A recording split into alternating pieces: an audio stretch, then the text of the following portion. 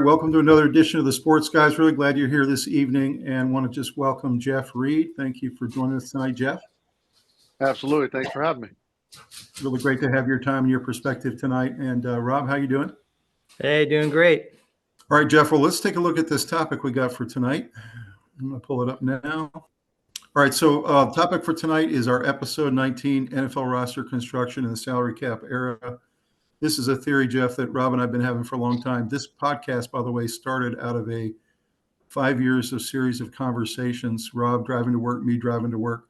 We were always talking about these types of topics every day. And we were like, this could be a podcast. And so that's kind of how the podcast was born, was just let's take the brother conversation and turn it into something people might want to listen to. So the first thing is, what are the building blocks of a successful NFL team? And I've got identified here the 6 teams that are considered in full rebuilding mode. Of course, my Carolina Panthers, the Bears, who just had a big draft with Caleb and some others, Raiders, Cardinals, Broncos, who just decimated themselves with the Russell Wilson trade, and then, of course, the Patriots. But the whole idea of this seismic shift to a passing league in 2016 has been complete, and ever since, teams need to impact players at every position that impacts the passing game. What are your thoughts about that? I mean, as obviously as a fan, it's fun to watch.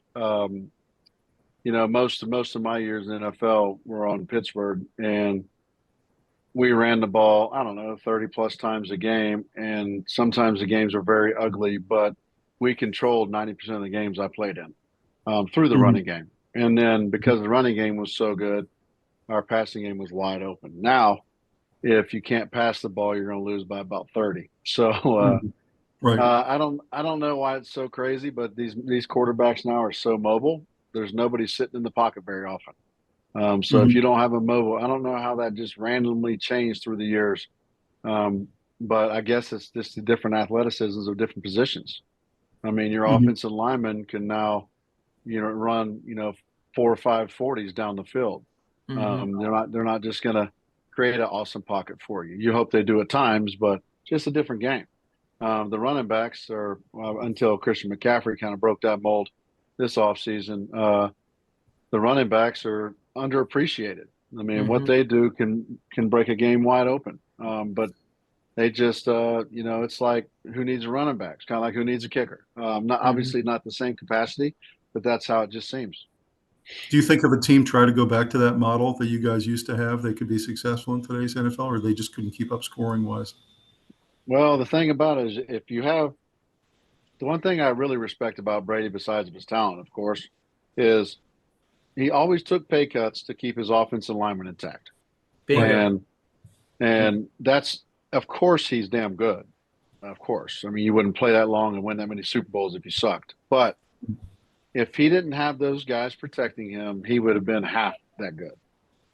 But these other teams, they go where the money is. They go where a quarterback seems very mobile and can get out of any kind of pressure and can throw it across their body, down the field, short passes, no-look passes, behind-the-back passes, whatever. And so do I think it could be successful? Absolutely. But you have to have 5 to 6 linemen and tight ends, however you want to look at that, on the same page at all times. Otherwise, you get a pocket passer killed. And really, the 49ers are the only team, you already mentioned them, that really feel like an old school team. I mean, they can run the ball down your throats, and you can't stop it. Maybe a little bit of the Philadelphia Eagles, too. They do that, too. They can, but Purdy's not running either. They know that. They tell him to get rid of the ball if something just doesn't look right, which is smart. He's a very smart quarterback, which is going to make him extremely successful. Jalen Hurts can run 100 yards just as fast as some of those dudes most of those dudes on the field. So if he's in trouble, there's no problem, But some of these other quarterbacks can run that much, but you don't. When you run the risk of them getting extremely injured if they continue to do that. Because trust me, there's at least one guy on every defense that says, God, I hope Mahomes runs this time because I'm going to knock him out. Or I hope this guy runs, or I hope that guy runs because it'll be his last time running. I mean, because that's the mentality of football players. It's not because they hate him. It's because, that's the guy that's going to punish you the most, so take him out. And you want to win, so if he goes off the field, you have a much better shot. Mm-hmm. That's Okay. correct. So here's our theory, Jeff. We've been talking about for 5 years. We want to get your take on it. The great teams focus on building their offensive line first, then their pass rush, then make sure they have a star on every level of the defense. So a star linebacker, a star corner, a star safety, et cetera. Then they add weapons to the offense, and then they add the quarterback last. So essentially what the 49ers did, what a lot of these really great teams did, is add the QB last after they already had their roster. So what is your thought about that? Well, it just depends. Obviously, if you don't have a solid quarterback, you're not going to win anything. You're just not. Obviously, there were some guys back when I was playing and even before me that won Super Bowl strictly based on an awesome defense. A quarterback that was average at best that won a Super Bowl because the defense gives up 3 points a game. That doesn't exist anymore. If you give up 17 points, you did a hell of a job defensively. So, I mean, what we already visited this once. The offensive line is, I mean, and I mean, I'm just talking offense. Your offensive line, if you have 10 position players, running backs, receivers, tight ends, quarterbacks, whatever, that are awesome and have no offensive line, you're not going to win. There's just too much skill and athleticism on those defenses. I don't care. I mean, we used to talk about the Lions as a team never wins. They're dangerous. We used to talk about, I played against the Browns and I felt bad for them. I mean, obviously you don't cheer for them because you're a Steelers guy, but they're just bad. Now they're dangerous. And it's because their defense has created that identity, and they have a coach that's actually everyone's willing to listen to and bounce off of. But offensively, yes. I mean, if you don't have an offensive line, that is absolutely number one. You can have very mediocre receivers and everything else, but if you're not getting speared from behind and losing yards every time you run the ball, then you'll be right in games if you have a defense. Yeah, because my Carolina Panthers, of course, they did the exact opposite of what we're recommending here. They went and got their quarterback, and they had huge holes in almost every level of the entire team. That's right. That's right. Yeah. And so, and everybody wants to blame Bryce for this, and that. I'm like, you guys got to get that guy a chance, man. Yeah. I mean, he's fine. It's not his fault. That's right. I will say, to defend the Panthers a little bit, they had a pretty highly graded offensive line the year before. So they thought it was addressed. And then last year they took a step backwards. I don't think they anticipated that. So when they tried to get other positions covered, they didn't anticipate their offensive line performance going backwards. So in some ways, but the thing that worries me is the Bears. All this talk about all these stars coming in, but they haven't addressed some of the most important, the trenches. Once again, they've always had a pretty solid defense, in my opinion. The reason everybody is down on them is because their offense never scores or turns the ball over. So the defense, I was a pro athlete, and I don't have it in me to ever give up. But if you watch games, there comes a point when a team's 0-6 or 1-7 or whatever. If they get down 14, their game's over. And it should never be like that.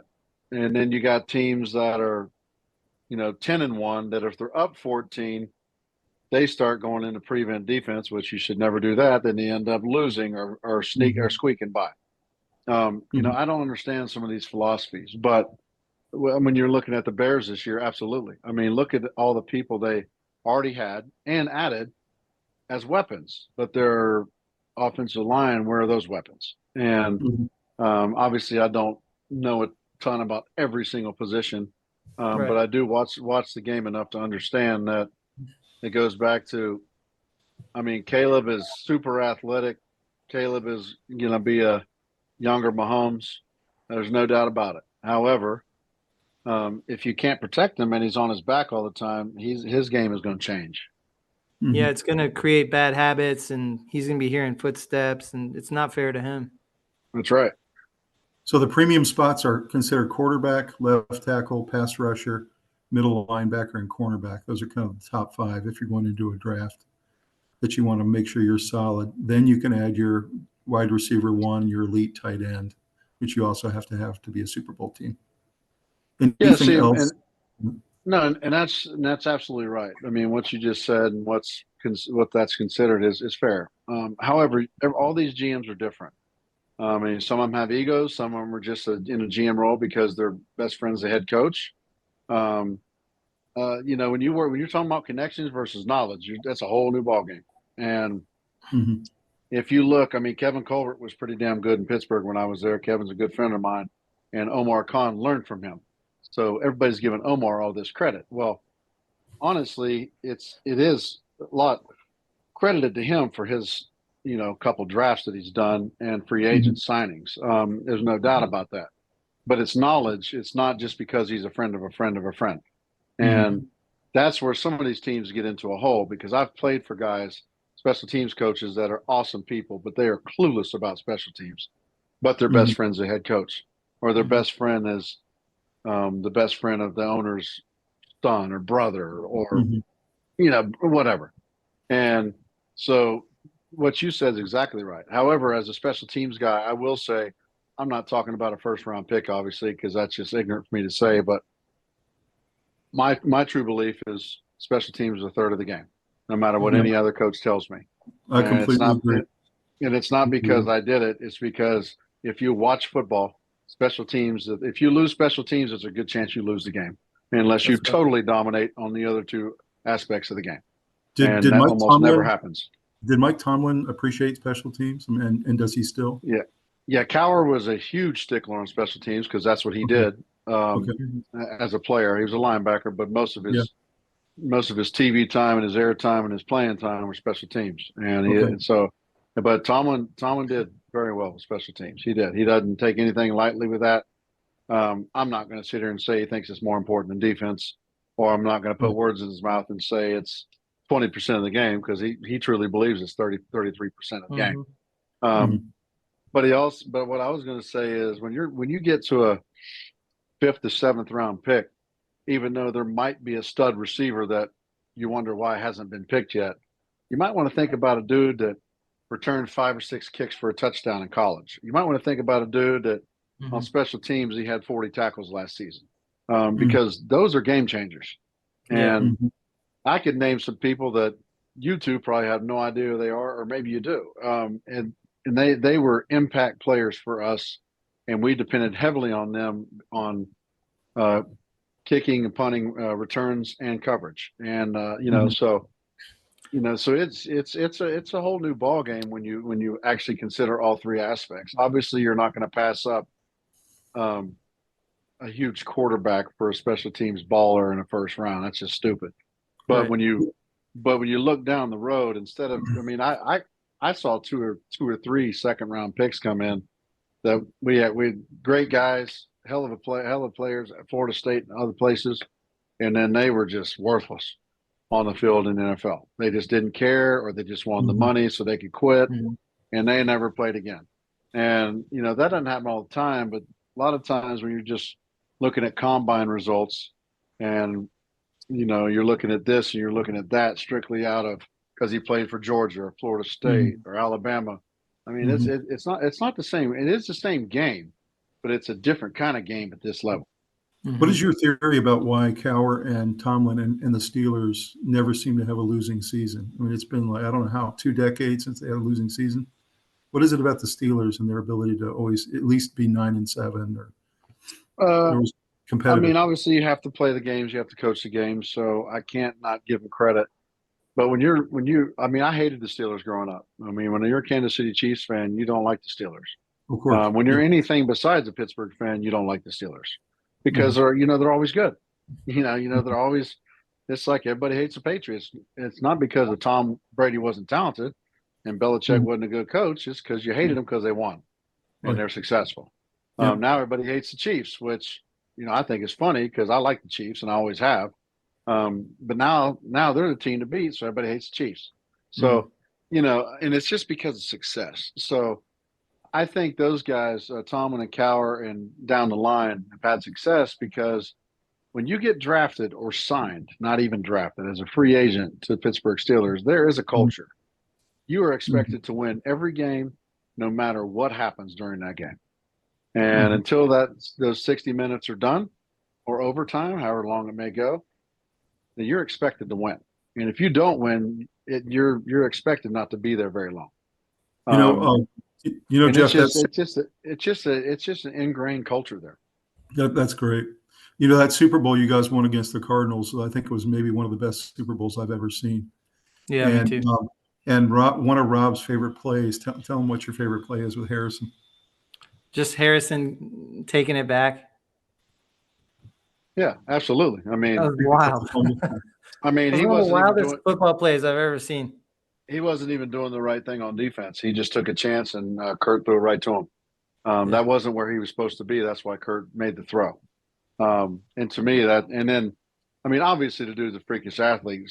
Shoot, I used to work out with him just to, not the same amount of weight because you see what that guy does, but he would take me through a couple exercises, and he was hard on me. And I worked out with the tight ends and linebackers more than anyone because I was kind of built like them. I didn't have the same mentality as them because I didn't want to be their position. They didn't want to be mine. But I mean, obviously the guy's a freakish athlete, but for him to run 102 yards and not get tackled until like right at the goal line by one of the most freakish athletes on Arizona. That was awesome. I mean, that's insane.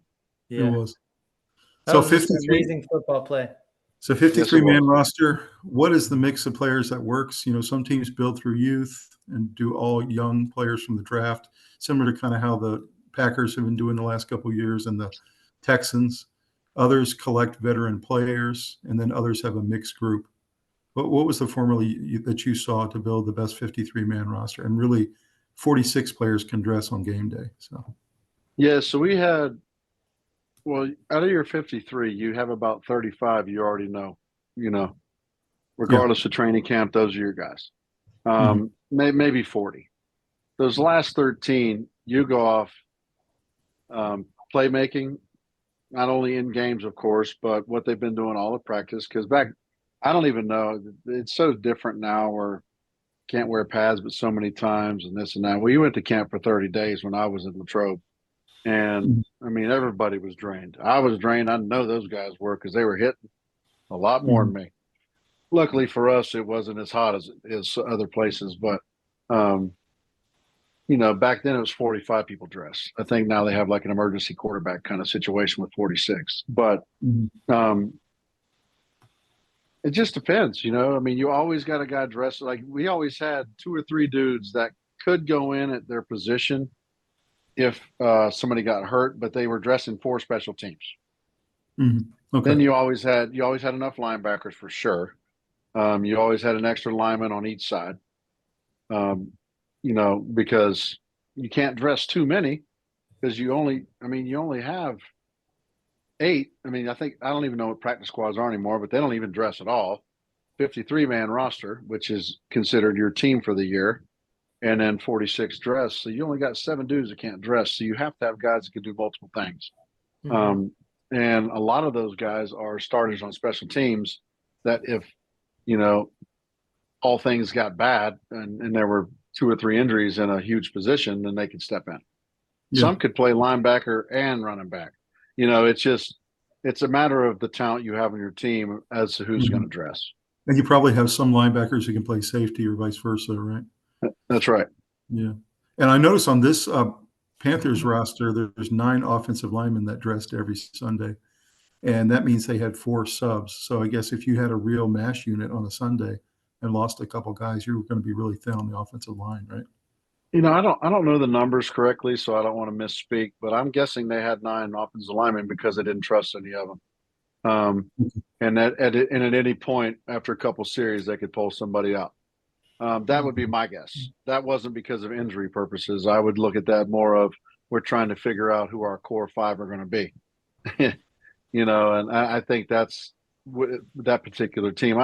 I'd be curious to see what everybody else did because maybe that's normal, but I don't feel like it's normal at all. So you said there was 35 they knew they were going to dress, and then the other 11 is based on playmakers. Was it also sometimes based on the opponent that you had? Like maybe Yeah, absolutely. I mean,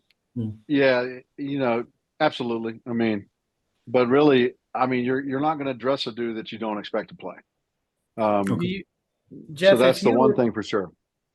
If you look at this list, What would the need of five tight ends be? Would you look at that and assume a couple of them are just really pretty good on special teams guys and they're just sort of backups? Yeah, I would. I mean, usually 3 tight ends dress. Yeah. I mean, that's typical, because sometimes you have 2 tight end sets, and then sometimes you may put one of them in the backfield to block. But really, there's no more than 2 tight ends in the game at once. Right. And So actually, this guy Ricci, he was a goal line only tight end for blocking. So some of them were kind right, of special guys. yeah, and so obviously he probably played a little bit of special teams. Sure. Those are usually your fill-in numbers are usually special team ballers that can do guys that can do more than one job. Who was Did the you best? ever have? Did you ever Go have ahead. to punt? I did. I punted twice. Once was a long field goal that I wanted to kick so bad, but we called it play. So where it's a direct snap to me, and I punt it because there's no returner back there, and we just try to get field position out of it.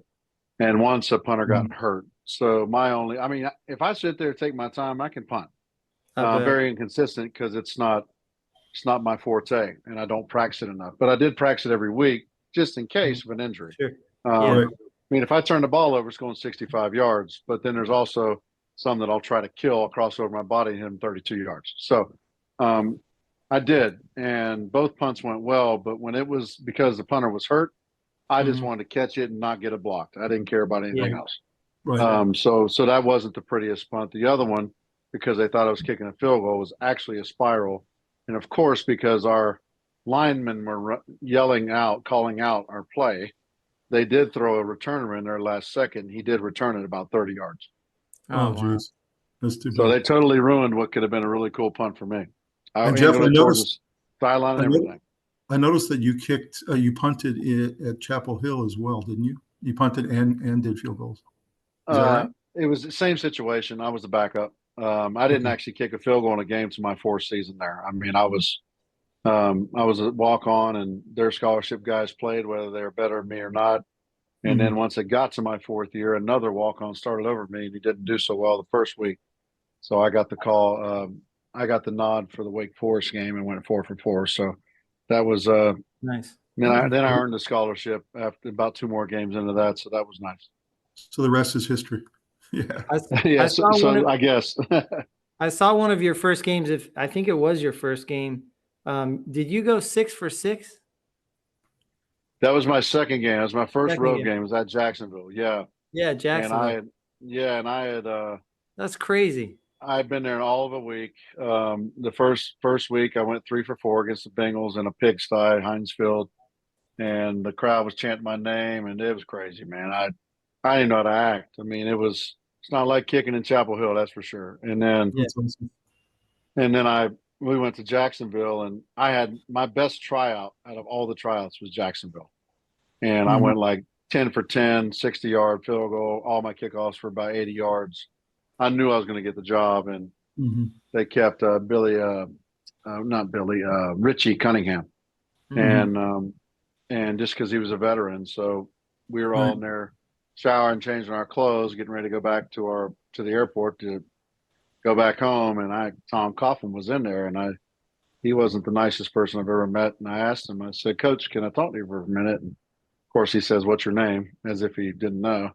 Yeah. I told him, and I said, why didn't I said, I think everybody was fine. And I by far kicked the best. I already knew it. I didn't say it, but it was very evident. I said, why didn't I get the job? And he said, "Son, you're a rookie." And it kind of hit me where I should just keep my mouth shut and say, "Yes, sir," and fly on home. Right. And I said, I'll always be a rookie until somebody gives me a chance, Coach. And then I signed with Pittsburgh in the second game against him. I had 19 points. Man, that was a statement game right there. So it worked out in my favor because I wouldn't have won anything with Jacksonville. I bet he was stewing after that. Yeah. Oh, he was mad. He couldn't believe it. And, I was just like, whatever, man. That's just the way it is. It's a business. It's kind of the perfect statement, really. Is it true that kickers usually are undrafted in the NFL for the most part? For the most part. I mean, there are some guys now. I feel like I think the credibility of the kicking game has gone down tremendously. You have about 10 awesome kickers, and the rest of them are average. Yeah. When I played, out of 32 teams, 25 are awesome. I mean, if you had a season under 80%, you were considered not very good, and that's 4 out of 5. So Gotcha. now, I mean, there's guys at 68, 72% that are just having a tough year. They keep them and let them kick. If that was the case, my ass would have been out of there. So, but it's a different game. I remember a lot of the our year. podcasts have talked about that. I remember the year my Carolina Panthers drafted Harrison Butker in the 6th round, and they already had Graham Gano, and they kept Graham Gano at the high salary, and they let Butker go. And of course, the rest is history. He's got a couple Super Bowl rings now, and Yeah, good for him. That's right. So, yeah. Well, let's talk about building block number 1, offensive line. You see the tier 1 guys there: the Trent Williams, the Zach Martins, the Lane Johnsons. These are the franchise guys you're going to get for 10 to 15 years. You just plug them in at left tackle. They're the guard for your quarterback. He retired. I know, but this is coming off this past year. Yeah. Tier 2, Laramie Tunsil, Kelsey, and Creed Humphrey. You got your tier 3 guys down there. So what is your thought about trying to find these guys? I mean, from my perspective, it's almost as important as the quarterback itself. Of course it is. Yeah. And most of these guys, unless they're not being successful at all, not them personally, but the team, are going to stay put, because once you're used to a system, you don't want to constantly change, because I've seen some guys go from fantastic to very average at best when they change cities. And it's not necessarily the lack of talent from that individual. It's a different culture. It's a different scheme. It's a different way you're coached. And even though it's a big name, that doesn't mean it's going to be a big performer. This isn't a knock on J.J. Watt at all, but Houston, no matter how old he got, he was balling. He went to Arizona outside of being injured a lot. I don't think anybody really feared him. And it's just because you play for the Cardinals. You don't play for a team where J.J. Watt runs the city.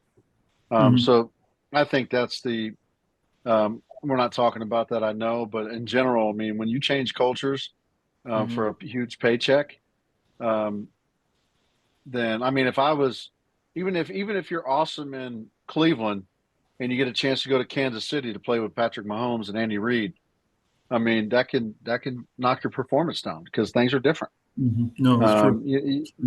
So those tiers are very important, but it's the guys that you don't even know who they are that work their asses off every single game, every single week, every single day, are the ones that are appreciated the most, outside of guys that have been handed something that obviously earned it, no doubt. I mean, you look at these names; they're huge names, they're great players, but it's the guys that a lot of times go unnoticed until a huge block or a huge play, their name comes to the top. It's those guys that you want on your team. Yeah, that makes sense. One of Rob's favorite offensive linemen is down there at number 10, Penei Sewell. I'd move him up a lot. Yeah. Oh yeah. And Rob, talk about that draft and what you would have done if you were the Cincinnati Bengals. Yeah, I was pretty amazed that the Bengals picked Jamar Chase, obviously an amazing wide receiver. But I remember thinking there are so many amazing wide receivers coming out. They had a chance to get a once-in-a-decade lineman, Penei Sewell. And you also have to understand, in Cincinnati, what makes that team go is Burrow. Well, that's what I'm saying. He needed protection first. And that's right. Getting Chase. Rob's theory is they should have taken Sewell over Jamar Chase, even though he's the flashy toy. Absolutely. And I love Chase. Like, I'd love to have him on my Dolphins, but Sewell was the guy that could have contributed to building that culture that's going to make Burrow a healthy quarterback, and that's going to make your team a winner, So that's right. I agree. Yeah, I mean, obviously Jamar Chase is a hell of a receiver. There's no doubt about it. I mean, there's no talent you're taking away from this guy. But when you're looking at what we've talked about for the last 45 plus minutes, you're looking at building a culture. I mean, that guy, even though he loves Joe Burrow and they're LSU guys and all that, he's going to go the next time he gets a chance, he's going where the money is. That's just, that's not building a culture. Yeah, that's true. And interesting stat here, Jeff, the last 20 Super Bowl winners, none of them had lower than a number 10 ranked offensive line. So, I mean, that just says it all right there, doesn't it? Yeah, that pretty much sums up what we've talked about. I mean, there's really no other explanation. I mean, if you don't think that position, obviously you don't want a quarterback that's terrible, or a running back, or receivers, or tight ends. But tight ends are considered offensive line a lot because they do block a lot. Obviously, in this NFL, I mean, with the Kelseys and guys like that, I mean, obviously they're huge receivers that are super talented too. But like you just said, if you don't have an offensive line, you're just not going to win. You may win a few games, but you're not going to win overall. You look at the Super Bowl that the Chiefs lost when their offensive line was completely decimated, and Tampa just ate them alive the They whole got day. annihilated. And then you look the two Super Bowls since then, the Chiefs had shored up their offensive line. They got Joe Tooney there at number 9, and of course they won 2 rings in a row. So this makes That's a huge difference. Yeah, no doubt about it. Let's look at building block number 2, defensive line, which includes the pass rush or the edge and corner. And you've got our top edge guys here, starting with Myles Garrett. I mean, he almost single-handedly took them to the playoffs last year. That's right. You got Micah Parsons. I'm not sure he really should be ranked that high. He's very good, but I don't know. I saw some holes in his game last year. Nick Bosa, T.J. Watt, who's become probably one of the top 3 players in the league, in my opinion, on the defensive side. T.J. Watt, Max Crosby, Joey Bosa, Hassan Reddick, and all these guys. And then on the cornerback side, you got Sauce Gardner, Jalen Ramsey for Rob's Dolphins, Darius Slay, Patrick Surtain, Jair Alexander, and Stephon Gilmore. These are guys that can go heads up one-on-one on an island with their number 1 receiver on the other side. Any thoughts about these 2 positions? Yeah, obviously very important. I mean, I think when you look at these lists, the most underrated player is Max Crosby. He might be number 1. I know that sometimes you don't see the stats that some of the other guys have, but when the Raiders have been so bad record-wise for so long, and that is the one dude that stays constant and plays every game. So he's super underrated. The only bad thing about a couple guys that stand out on the defensive backs is even though they can lock anyone down at any time, number 1, they have to choose to do that because they take a lot of plays off. And number 2, a lot of these guys get really stupid penalties. So that's what you have to take into account with that. Talent-wise, those 6, it doesn't get much better. But guys that can absolutely help your team, but can definitely hurt your team as well. Just watch for the penalties and watch some of the things that happen through the next season. How do you think the Chiefs are going to do without their number 1 cornerback who got shipped off because of money? I don't know. I mean, their defense definitely got better last year. The good thing is they signed Chris Jones. But yeah, I guess you just have to see, but if they continue to score 30 points a game, they'll be fine. Once again, it goes back to the era of football we're in. Obviously, you don't want a guy getting burned every single play because that's not going to help your offense or defense. But on the flip side of that, if you have an offense scoring that's staying healthy and scoring, 4 touchdowns a game, and you're probably going to win a lot more than you lose. That's true. One of the reasons you don't see Diggs here from Dallas is because he's one of those kind of feast or famine guys. He gets torched a lot. I know he has a kind of a sexy name in the business or whatever, but and he'll make big plays. Sometimes he'll make picks. He gets a lot of picks and gets torched a lot. He's torched a lot, yeah. He gambles. That's right. Yeah, that's right. Yeah. Look at building block number 3. These are the linebackers and the safeties. On the right there, tier 1 is Fred Warner for the 49ers, Levante David, and Demario Davis. Those are kind of the top 3, all pro level. And then you got your tier 2 guys. My favorite guy on this tier 2 list is Matt Milano. I just love how the guy plays. I love watching him play. Of course, you got Bobby Wagner, who's been really good for a long time. Roquan Smith, who's been a stalwart for the Ravens. And then on the safety side, of course, a lot of these guys are just all pro level, really fantastic. Derwin James, Minkah Fitzpatrick for the Steelers, Kevin Byard. What are your guys' thoughts on these 2 positions? Yeah, I mean, I can't pick out a name that I wouldn't take on my damn team. That's for sure. Absolutely. Yeah. I I don't see anybody. Well, of course, all these slides you have are obviously the top guys through the tiers, but these are dudes that, for the most part, not Minka lately, but stay healthy and have an impact every single game. And if they're not playing, you can see it hurts your team. You can also notice Greenlaw and Warner are both on the same team, which is pretty insane that they're lat loaded. Yep. Go ahead, Rob. I will say that I've heard that one of the best ways to stay on a team is your availability and staying healthy. And right. What I've noticed about all of these lists is that the majority of these guys are stars that are healthy. And that's pretty awesome when you're out there making an impact in every single game of the season, or almost all of them.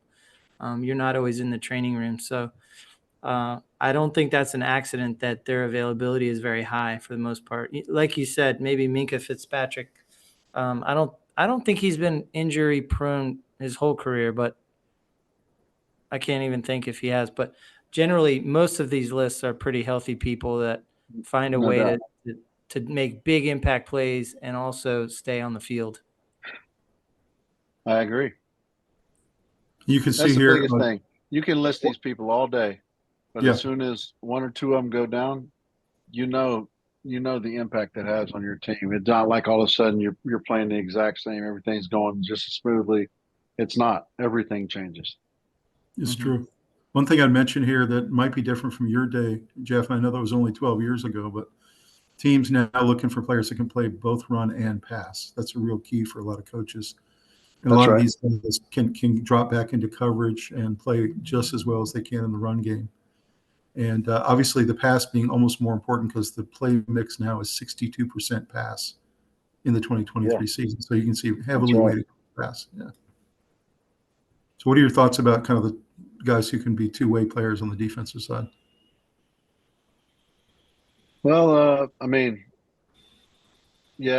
thing about it is if you're a downhill linebacker or any position at that, that's a great thing for a blitz. That's a great thing for plugging a hole. But if you have, of course, there's not too many people that can lock down the Kelce's and Gronks of the world.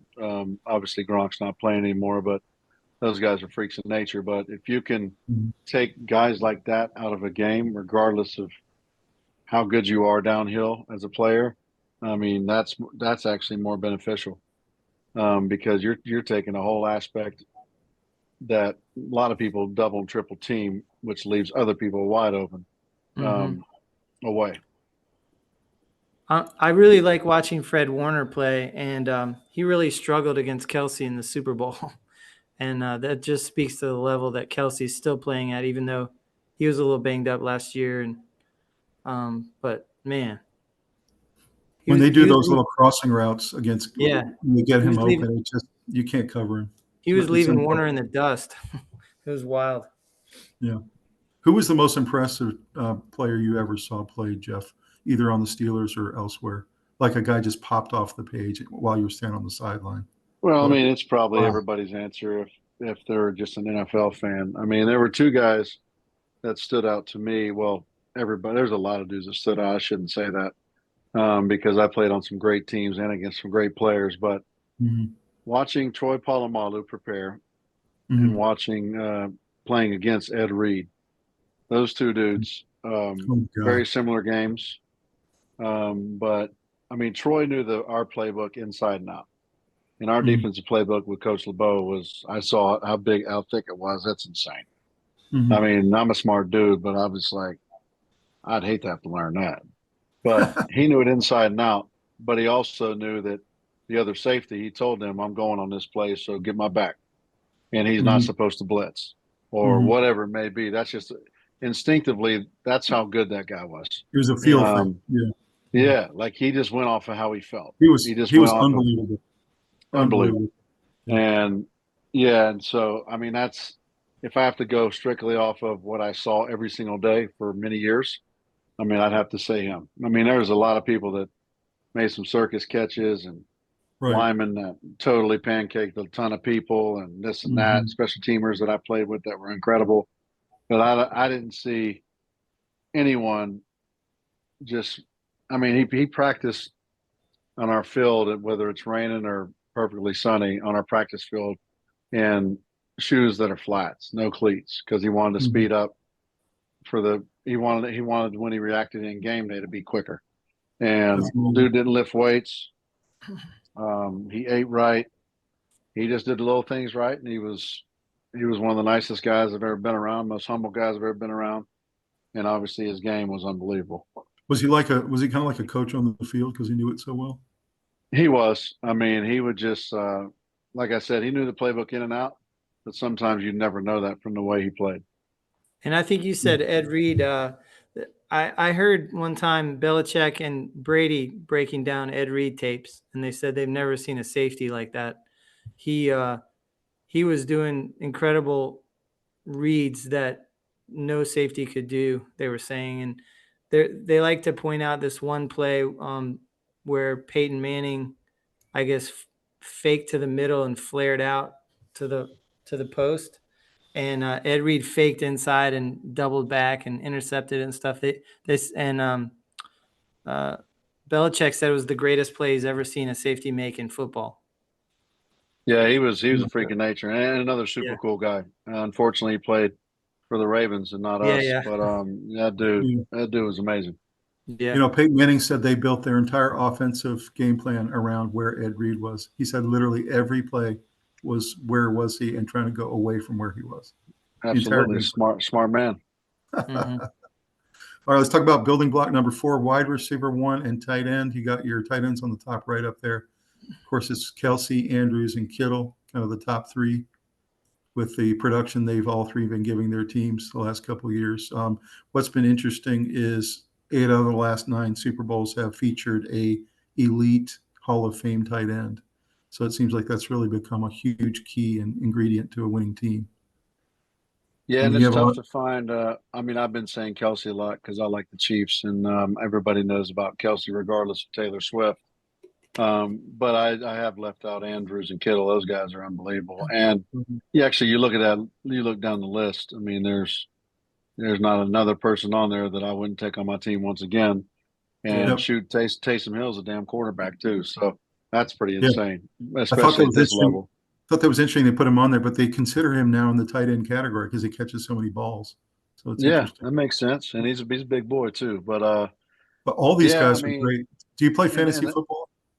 I don't. I just because you have to pay too much of attention. You know, like if you just had a core of guys and played people every week, it'd be one thing, but you have to pay attention to injuries and who's this guy matching up against. I'm not doing all that. That's too much thinking. So I just watch everybody else at the bar do their thing, and hopefully they eat and drink a lot. Because I think in fantasy football, I think I've had Rob all of these guys pretty much at one point or the other the last 5 years, and they're all fantastic tight ends. All of them are very and the bonus is, and that goes for receivers too, because a lot of people don't think of it like that, but it's when obviously these guys are talented. Every single person on this list is unbelievable, but it's when they block. I mean, I guarantee you 75% of these people block their tails off when their name's not called. And then there's other ones that may be pissed because they didn't get the ball or their number wasn't called. So are you telling me that's what decides the difference in those guys at that position? Are you telling me you take a Jamar Chase over a Tyreek Hill purely because he blocks more? Is that what you're saying? Yeah, so I played with Hines Ward, as you all know, and he's the best. He would much rather hit somebody He's a great blocker. when he gets a chance to. I mean, of course, he wants to score the touchdowns, and he did his thing, but he couldn't wait to lay somebody out. And there's not too many receivers like that, and I'm not expecting everyone to play like Hines, but I mean that mentality as a pass catcher is pretty beneficial. Yeah, no doubt about it. I've heard Kelsey talk about Kittle and how he's probably the best blocking tight end possibly in NFL history. And that his stats would be rival to him if he didn't spend so much time in the trenches. Oh, there's no doubt. And his stats are still unbelievable because that dude, he doesn't drop any passes, and he is like the emotional machine for San Francisco. Yeah. You know what the key is with these receivers? You know, Devontae Adams, Jefferson, Tyreek Hill, Diggs, Terry McLaurin, all these guys, they can get separation. I noticed that the teams that can't move the ball down the field, like my Panthers last year, had receivers that could not get separation. And these 12 guys can, and they do regularly. And I don't know if it's that they're just great route runners, if they're incredibly fast like Hill is, but that's the real key. I noticed the teams that score a lot and can move the ball can get separation. That's right. All right, let's look at building block number 5, your franchise quarterback. Of course, I separated Patrick Mahomes above all of the others. I don't think there's any question he's the best player in the NFL right now. I don't know if they knew that coming out, although I do know the Kansas City Chiefs moved up from number 21 to number 10 to get him, even when they had a franchise quarterback already. So clearly they knew something, but there's no doubt he can take what I thought was a pretty marginal team last year. I mean, good, but I didn't think they were a Super Bowl contender last year because of some of the offensive pieces they had lost. And he took I that didn't think. team. Yeah, they were pretty. They were too up and down for me, and I was like, they're not going to win anything. And then all of a sudden, when things got real, they turned into the Chiefs that everybody thought they were going to be. And that defense really showed up. Like that defense. That's the reason they won the Super Bowl. Their defense. That's right.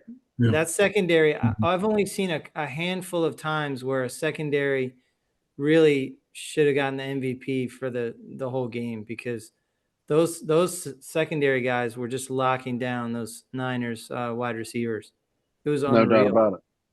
Unreal. Do you think any of these guys, Jeff, are close to Mahomes, Josh Allen, Burrow, Herbert, Lamar Jackson? Some of them have different styles, obviously, but Lamar has gotten tremendously better.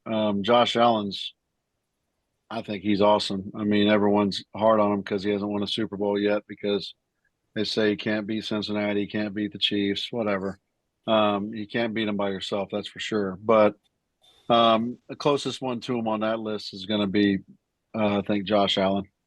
But I mean, I think Lamar's right up in there with him. But I mean, other than that, no. I mean, I think if Caleb Williams does what he's capable of, he can be right in that mix too. But doing it for the Bears, man, that culture there is, even though they have a fantastic history, that culture there is like Detroit and Cleveland of the old days. The Bears are always going to stink. Why do you think it's so hard to find the guy? I mean, I have a note here about the Bears, Commanders, Browns, 3 teams that haven't found their guy for 25 years. What is it about? I don't know. I just think you take chances on certain guys that what their potential is. Doesn't mean they live up to it. You can't play for them. You can't play with a video game. So I don't know. I mean, then you look at, Mitch Trubisky is a Tar Heel, and shoot, they traded up to get him. And not to say he's terrible, but he is a true backup, But I mean, I just think you can do all the research in the world, but until someone comes in and plays in a regular season game at that level, you do not know what they're going to be like. It was the whole discussion we had earlier about guys. Some guys are great in practice, or some guys peak in college. Yeah. I mean, they can sling. They're gunslingers for sure, but that doesn't mean that they're going to dominate the NFL. Yeah, well, that's right. So then we have the note here: key is to draft the guy or trade for him when the rest of the roster is close to contention. So again, that's Rob, and my theory is that that's the way to do it: is get them last, kind of like the Texans did last year with C.J. Stroud. They had been building their team. They're going to be a lot better too. Yeah, they spent 3 years doing it the right way of building their trenches, getting stars at all their different levels, drafting really quietly and carefully, and then they get their quarterback, and all of a sudden they look good, and everyone's wondering where it came from. Well, if you've been watching what they've been doing, picking up Laramie Tunsil from the Dolphins and getting guys all along the way, building up, and then go get your quarterback, that tends to make your team really good really fast. Yep, and everyone thinks it's just a miracle. I do want to hopefully get your take on one thing. The quarterback salary is such a significant piece of the equation now with the salary cap. And one thing I heard, and I'm hoping to hear from you, I heard, so I've always felt like paying your quarterback the top of the market is going to hurt the rest of your team, right? Because you're going to have to let guys go and thin out and get a bunch of people on rookie contracts in order to hit your salary cap. But I've also heard recently that it's more complicated than that. And also veterans around the league look at that as not taking care of your players if you're not going to pay your top quarterback big money. So I don't quite understand that. Well, it all depends on the team. I mean, obviously, quarterback is going to be an extremely highly paid position because the game is in their hands a lot. However, paying someone that is a leader but not like your best player by any means, hundreds of millions of dollars, and letting other people go that are huge pieces of your team is not the way to go. Yeah. But on the flip side of that, if somebody has earned that and they are your starting quarterback, and you'll know pretty quickly if the team likes them or not. You'll also know pretty quickly if they're a true leader. Then they deserve every dollar they get, because the mental game, the most mental position in football is a kicker. And the second is a quarterback, and the third is a defensive back, because they're playing their game backwards for the most part. That's interesting. You said kicker number one. That's interesting.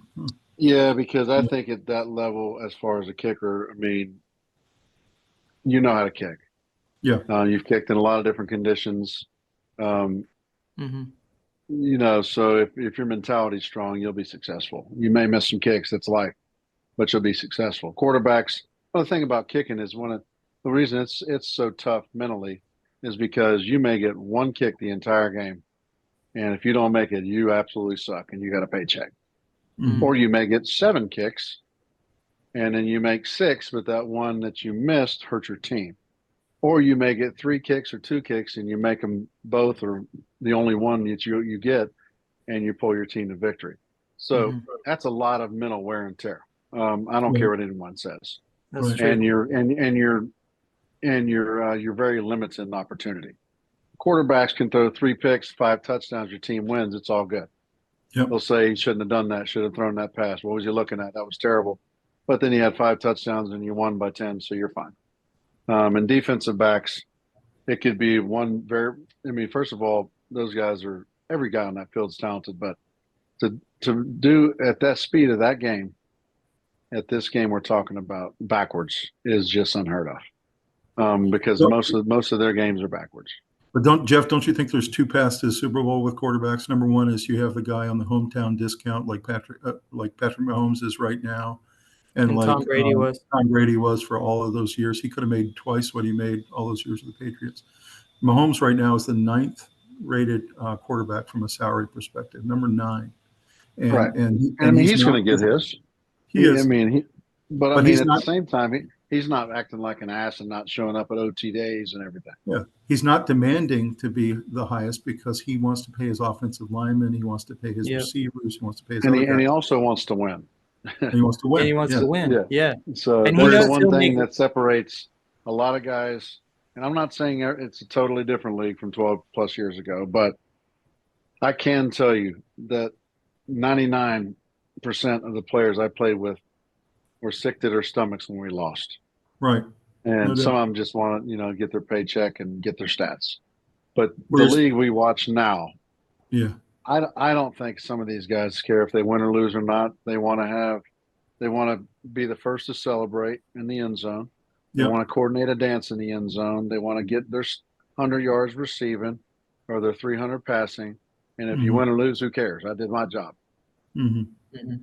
But whereas you have guys like Dak Prescott who wants $60 million next year for his extension a year, and you have Joe Burrow sitting at the number 1 paid guy, and you have a couple of these other guys that are way higher paid than Patrick Mahomes and really have done nothing in the league. So I just I just don't think that's the path. It's interesting. It just kind of depends on the team and the player, I guess. I mean, it's hard to decipher what some of these guys do. Of course, the other path to winning a Super Bowl, or at least getting there, is having a guy like Purdy, who's making $800,000 a year, which allows you to then have the best franchise and the best roster in football because you can pay everybody else. So that's Oh, the he'll get his too. other options to have His the is coming. rookie contract. Yeah. His payday's coming for sure. Oh, for yeah. sure. Yeah, they're not allowed to pay him based on the way the That's NFL right. rules are. So Yeah, that's your that's right. that's your path too, is have your guy on a rookie deal, even if he's only making $9 million a year like Bryce Young. He's still relatively cheap compared to what you have to pay the veterans, right? That's right. Yeah, when you draft a quarterback, the window opens, and now you have 4 years, and you can extend to 5. In that 4 or 5 years, you have to have a kind of roster that can go do some damage. That's right. But if you get that rookie quarterback early, that window's closing right as you're putting it all together. You don't even know if you have the guy that you need. Yeah. That's right. That's exactly right. So the number 6 building block is you, Jeff, the kicker, with the most NFL perfect. games.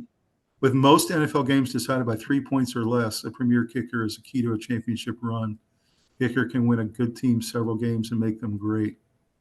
And I've got your guy, Justin, up at the top there. Fairborn. This kid, Aubrey, who was a rookie last year, was really pretty great. Yeah, he did great. Yeah. Sanders and, of course, Harrison Butker. What's your thought about this building block, and how do you find your kicker if you're not drafting him and you're trying to get him as an undrafted free agent?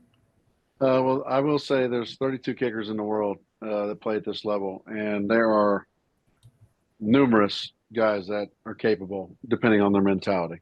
And I don't know everybody's mental state, but when I coach kickers, I've coached numerous kickers that were super talented, that their mentality is terrible, they'll never make it. And I've coached guys that actually take coaching very seriously, get better, and I know, because of that, their mental state, they will be successful if they choose and stay healthy to play through high school, college, and then maybe try out to the league. So like I said, there's 10 awesome kickers in the NFL currently, and the other ones are hit or miss. And that's just my opinion of it now. Mm-hmm. Do you agree with these top 7? I think so, for the most part. Okay. I don't know about Houston's kicker being number 2, but yeah, I guess we'll see next year if he continues that consistency. Agreed. Absolutely. So coming to the salary cap over the years, you can see this year it's going to be $255 million per team for the 2024 season, which is an additional $74 million per club, which is pretty amazing that it went up that much in 1 year. But it has allowed a lot of the teams that were either over the cap or close to kind of have the benefit and the windfall of being able to pay their top guys. You can see the growth of the league in terms of salary from 2011 to 2020 and how much it grew and continue to grow beyond that. So what's your thought about the salary cap? Is this just going to go up forever, or what's the thought? I would say, it may not jump that much, but it's always going to increase. The world we live in, and nothing's going to get cheaper. So, it's just, yeah, I think it's always constantly going to go up. I don't know the percentages or anything, but if it was personally my guess, I would say it's constantly going to go up. So then in that case, the capologists for teams that are there don't have as much pressure necessarily because they always know this thing's going to escalate. Well, the problem is the quarterback chunk of it keeps growing faster than the cap. So it's kind of squeezing the team a little bit. Yeah, definitely. I have to agree with you. Because everyone once somebody sets the bar, everybody wants that money plus some.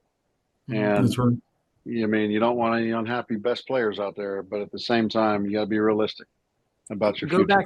Go back to Dallas for a second. There's 3 players that need to get paid at the same time: Lamb, Micah, and Dak. Dak, yeah. And they're saying that they pretty much can't keep all 3. So you're gonna have to send I saw Micah said he wants to play for the Steelers if he doesn't stay in Dallas. He'd be great with the Steelers. Yeah, I don't know if they could afford that, but that sounded good for the. Maybe he takes a little discount to go do it. Is he from up that way? He's from Pennsylvania. I don't know. Oh yeah, he played at Penn State. So yeah, he did. Maybe that's why. Yeah. Mm-hmm. Yeah. But imagine Dallas having to make that decision. That's not a good position to be in. So that's not at all, but it is what it is. Yeah. Looking at some of the salary cap space that's available for this offseason, you can see the Patriots, Commanders, Bears all at the top. Lots of salary space. I always wonder why these teams don't seem to make bigger splashes in free agency. I mean, they have all this money to spend. You know, my Commanders sitting there at $91 million to spend, and none of these guys really seem to make the big splash. You would think. Any thoughts Yeah, there? I don't. No, I don't know. I mean, I think everybody's got their, like I said, it's all different levels of who's in charge, who's truly making the decisions. Um, Because some guys are go-getters and say this year we're winning the Super Bowl or bust. Other guys are like, I think we have a solid team, but in 3 years we'll be great. And it's all mentality. You know, I thought it was interesting, Jeff. I didn't know this till I was researching recently that there's actually a salary floor. You have to spend at least 89% of the cap. You can't go below that. So essentially, these teams that have all this money, they got to find a way to spend it because you have to spend Oh, at they least will. 89%. I'm sure they will. There's plenty of time before the season starts. That's very true. So if you got the call, Jeff, would you go? Of course, I had to start training really quick for that. Yeah, it's not that I don't work out, but I don't train to be an NFL kicker today. That's for sure. That's some intense stuff. Well, Jeff, any final thoughts on NFL roster construction? Anything that comes to mind? And would love to hear what you think is going to happen to the Steelers this year, the Panthers, and the Kansas City Chiefs, the three teams that you might have interest in.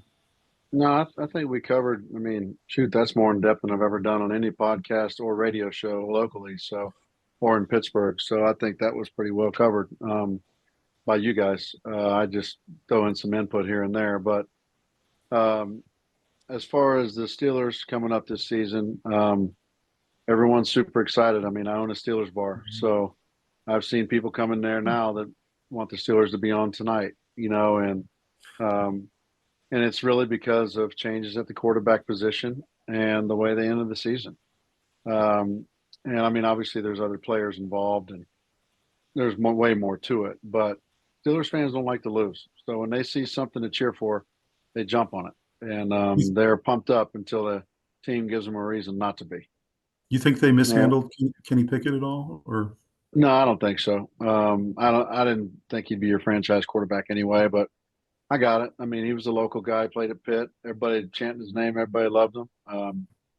I don't know Kenny personally, but I know his family, and they're super cool people, and I wish him nothing but the best. But the stuff he pulled at the end of the season when he chose not to dress because he wasn't going to be starting. I mean, I wouldn't want anyone to be part of my team that like that.